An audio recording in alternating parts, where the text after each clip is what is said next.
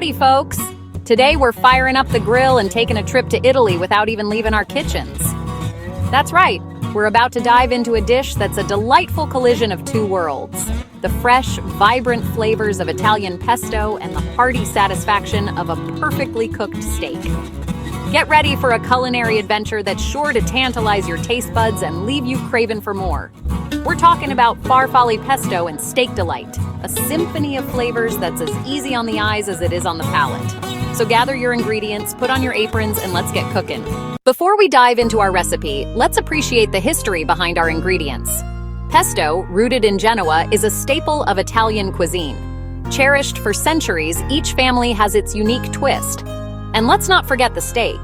Grilling steak is an art honed globally, including Italy's Tuscan region. Bistecca alla Fiorentina is a thick cut, simply seasoned and grilled. Combining pesto and steak showcases fusion cuisine's beauty. It's about creating something new and extraordinary. Now let's start creating our masterpiece. Now you might be wondering, why farfalle? Well, this pasta shape, also known as bow tie pasta, ain't just pretty to look at. Its unique curves and folds are like little pockets, just waiting to be filled with our creamy pesto sauce. And when it comes to pesto, we're talking about a blend of fresh basil, nutty pistachios, fragrant garlic, and good old Parmesan cheese, all brought together with a generous pour of olive oil. This ain't your average jarred pesto, folks. This is the real deal, made from scratch with love and bursting with flavor. So let's roll up our sleeves and get started on this culinary journey. Now, before we even think about turning on the stove, let's talk ingredients. When it comes to farfalle pesto and steak delight, quality is key. We want the freshest basil we can find, with bright green leaves and that unmistakable aroma that just screams summer. Don't be afraid to give those basil leaves a little sniff right there in the grocery store, folks. We're looking for a vibrant, almost peppery scent. Trust me, the better the basil, the better the pesto. And while we're at it, let's not forget about the steak. A nice thick cut of ribeye is always a good choice, with that beautiful marbling that'll melt in your mouth. But hey, if you're feeling like a sirloin or even a New York strip, go for it. The important thing is to choose a cut that you love, and that'll cook up juicy and flavorful. All right, let's talk basil. This leafy green wonder is the heart and soul of our pesto, so we gotta treat it right. Look for bunches with perky leaves, free from any wilting or discoloration. Once you've got your hands on some beautiful basil, give it a good rinse under cold water and pat it dry with a clean kitchen towel. Now here's a little tip. To keep your basil fresher for longer, store it in the fridge wrapped in a damp paper towel. This'll help retain its moisture and keep those delicate leaves from wilting. Remember, folks, we're after maximum flavor here, and fresh basil is the name of the game. Pistachios, a nutty symphony. Next up, pistachios. These little green gems bring a delightful crunch and a subtly sweet, nutty flavor to our pesto. Now, you can certainly use pre-shelled pistachios, but there's just something satisfying about cracking open those shells yourself. Plus, it's a great way to get those arm muscles working. When choosing pistachios, look for ones that are plump and have a vibrant green color. Avoid any that look shriveled or discolored. And here's a handy tip. If you're shelling your own pistachios, save those shells. They make a fantastic addition to potpourri, or can be used as a decorative element in crafts. Garlic and Parmesan, the supporting cast. Now let's move on to the supporting cast of our pesto garlic and Parmesan cheese. When it comes to garlic, fresh is best. Look for firm cloves with tight skin, free from any blemishes or sprouts, and don't be afraid to use a generous amount. Garlic adds a pungent kick that balances out the richness of the pistachios and olive oil. As for Parmesan cheese, we're looking for the real deal here, folks, parmigiano-reggaiano. This hard, granular cheese is aged for months, resulting in a complex, nutty flavor that's simply irresistible. Avoid pre-grated Parmesan, as it often contains added cellulose to prevent clumping, which can affect the flavor and texture of our pesto. The dance of the blades, prepping our pesto ingredients. All right, folks, let's get down to business. Our pesto adventure begins with a little knife work. Remember that beautiful basil we picked out? It's time to give it a trim. Gently pluck the leaves from the stems, discarding the stems but saving a few of the smaller, tender ones if you like a hint of extra basil flavor. Now we want to chop those leaves nice and fine. Don't be afraid to get those fingers moving.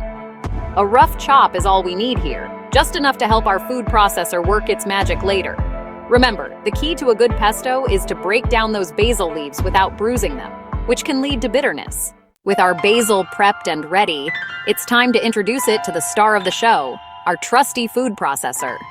Now, you can certainly make pesto with a mortar and pestle if you're feeling traditional, but for those of us short on time, or arm strength, a food processor is a lifesaver. Toss those chopped basil leaves into the processor bowl, followed by our nutty pistachios and those pungent garlic cloves we talked about earlier. Now, here's where things get fun. Give those ingredients a few pulses until they're coarsely ground. We don't want to overprocess them just yet, as we want to retain some texture in our pesto. Remember, it's all about that balance of smooth and chunky. The emulsification equation: olive oil and pulse power. Now, for the ingredient that brings everything together, olive oil. Drizzle in your olive oil slowly while the food processor is running. I like to use a good quality extra virgin olive oil for that robust flavor, but feel free to use your favorite kind. As the olive oil blends with the basil, pistachios, and garlic, something magical happens. Emulsification. This is where the oil and the other ingredients combine to create that creamy, luscious texture that makes pesto so irresistible. Keep that processor running and drizzle in the olive oil until you achieve your desired consistency. Remember, we're looking for a pesto that's thick enough to cling to our farfalle, but still smooth and spreadable. Seasoning symphony. The final flourish. We're almost there, folks.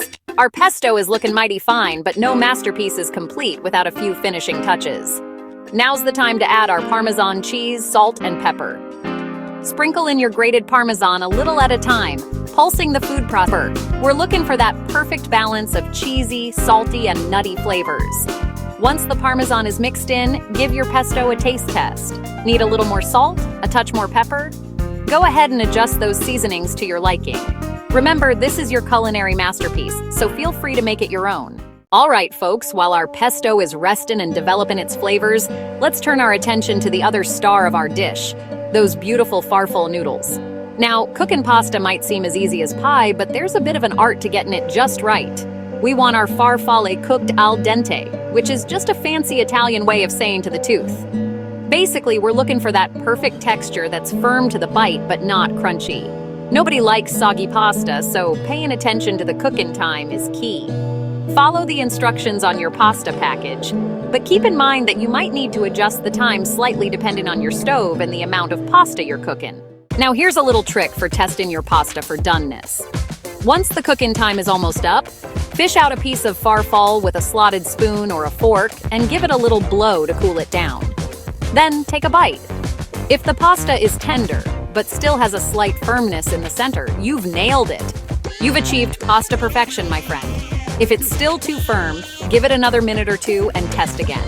Once your farfalle is cooked to your liking, carefully drain it in a colander, making sure to shake off any excess water. With our pasta resting comfortably in its colander, it's time to turn our attention to the main attraction, the steak. Now, when it comes to cooking steak, everyone has their preferences. Some folks like it rare, some like it well done, and some fall somewhere in between. But no matter how you like your steak cooked, there are a few key things to keep in mind to ensure a juicy, flavorful result. First things first, make sure your steak is at room temperature before you start cooking. This will help it cook more evenly and prevent it from becoming tough. Pat the steak dry with a paper towel to remove any excess moisture, which can interfere with the searing process. Seasoning: the star salt, pepper, and a touch of oil. Now let's talk seasoning. Salt and pepper are all you really need to bring out the natural flavors of a good steak, but feel free to get creative with your seasonings. Garlic powder, onion powder, paprika, and even a touch of cayenne pepper can add a wonderful depth of flavor. I like to keep it simple with just salt and pepper, but hey, you do you. Once you've seasoned your steak to your liking, drizzle it with a little bit of olive oil and rub it all over to ensure even cooking. The olive oil will also help to create a beautiful crust on the steak as it cooks. Now, we're ready to fire up that grill. The doneness dilemma: finding your steak's sweet spot. Now, here's where things get a little tricky. Cooking the steak to your desired doneness. Everybody's got their preferences, from rare to well done and everything in between. But how do you know when your steak is cooked to perfection without cutting into it and letting all those precious juices escape? Well, there are a few tricks of the trade that you can use. One popular method is the touch test. Gently press your finger on the center of the steak.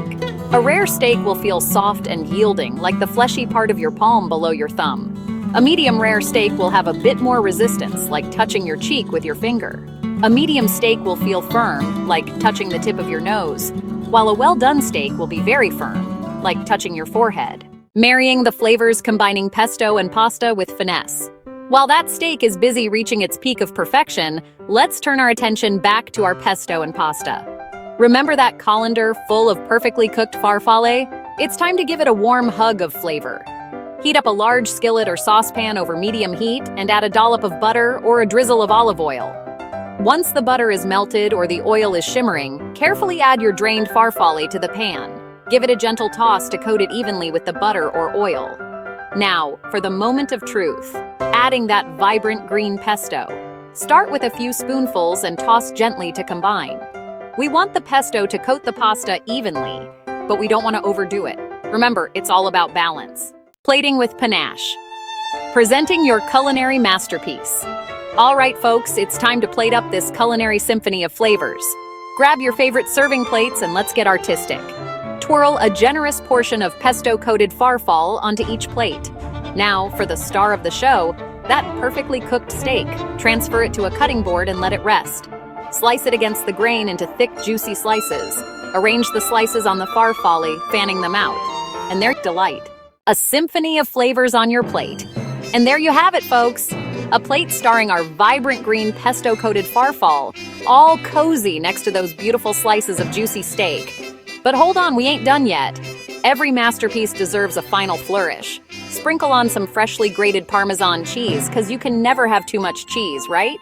And for a pop of color and freshness, tear up some basil leaves and scatter them on top. Now step back and admire your creation. That right there is a culinary masterpiece just waiting to be devoured. But before you dig in, let's talk about the symphony of flavors you're about to experience. The moment you take your first bite, you'll be greeted by the fresh, herbaceous aroma of the basil pesto, balanced perfectly by the nutty richness of the pistachios and Parmesan cheese. The farfalle, cooked al dente, will provide a delightful chewiness, while the juicy, flavorful steak will melt in your mouth. This dish is a celebration of contrasts, the delicate flavors of Italy meeting the hearty satisfaction of a classic steak dinner. But the best part? This recipe is just a starting point. Don't be afraid to experiment. Add some roasted cherry.